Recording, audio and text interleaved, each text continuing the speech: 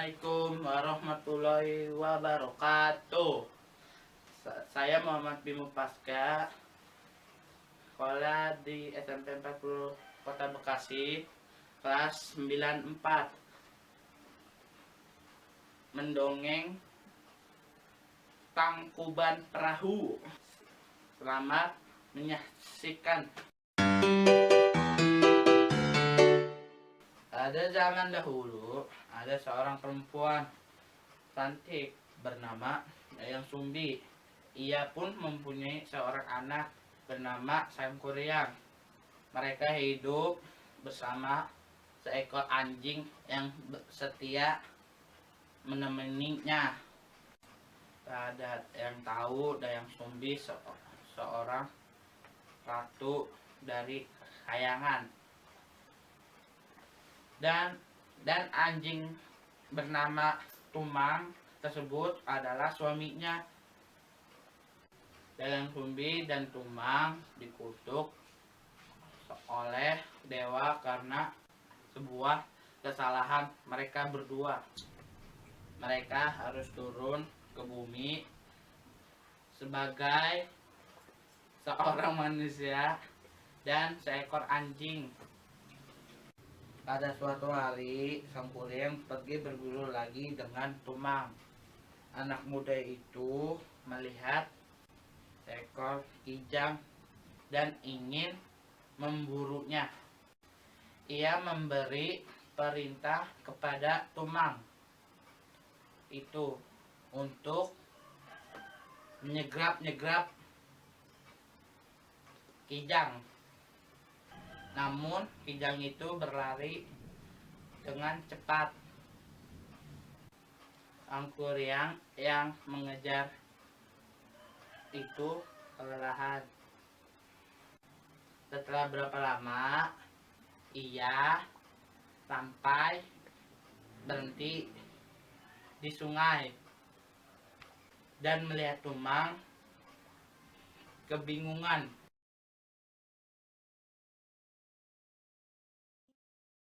Tumang, di mana kijang itu?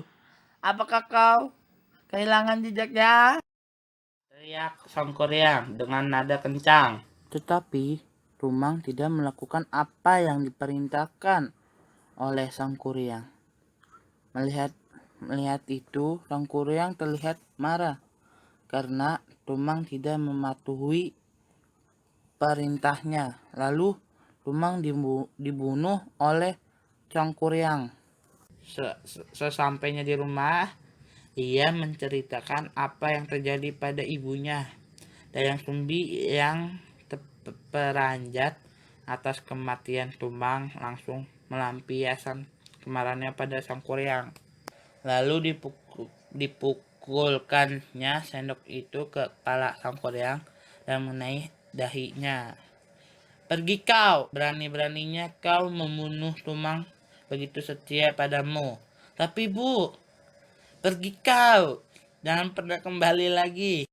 Dayang Sumbi mengusir anaknya dengan penuh kemurkaan. Sangkuriang pun meninggalkan rumah dengan dahi terluka dan hati yang pedih. Ia berjalan tak tentu arah, menuju ke mana saja kakinya melangkah, berkelana dari satu daerah ke daerah lain. Bertahun-tahun Sangkuriang berkelana dan dari perjalanan tersebut ia menimbau banyak ilmu dari satu perguruan ke perguruan lain. Ketika beristirahat sejenak di sebuah kedai minum, Sangkuriang melihat sosok seorang wanita. Ia terpana akan kecantikannya dan berniat untuk menikahi wanita itu. Sangkuriang tak tahu bahwa wanita itu adalah Dayang Sumbi.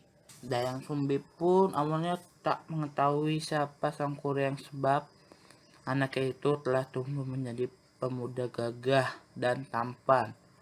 Ketika Sangkuriang mendekatinya, ia tak menaruh curiga sama sekali hingga ia melihat bekas luka di dahinya. Pemuda itu Seketika tahulah ia bahwa pemuda itu adalah Sangkuriang, anaknya.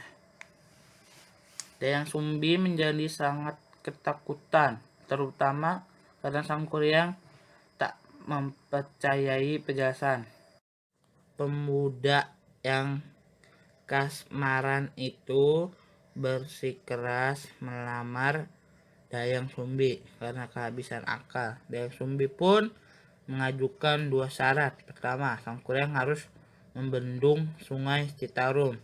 Dan syarat kedua, Sangkuriang harus membuat sampan besar untuk menyeberang sungai itu. Kedua syarat itu harus sudah dipenuhi sebelum fajar mengisir.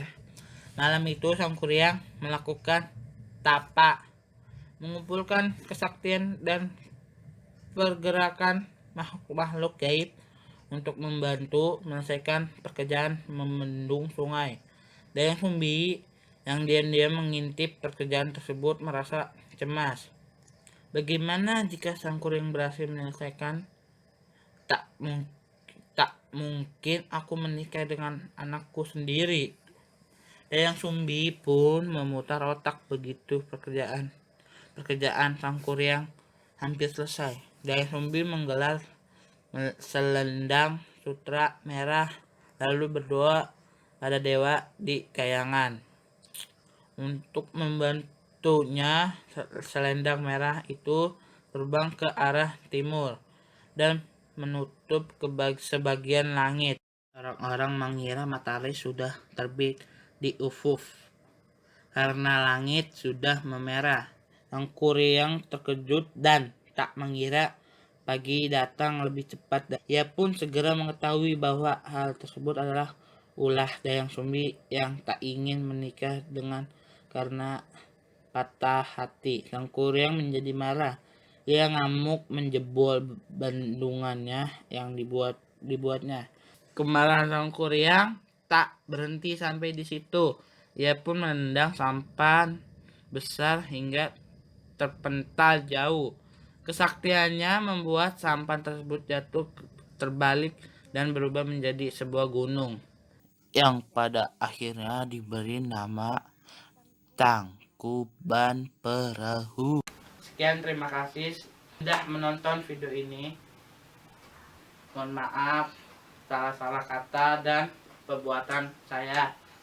Wassalamualaikum warahmatullahi wabarakatuh. Bye bye. Dadah. Bye.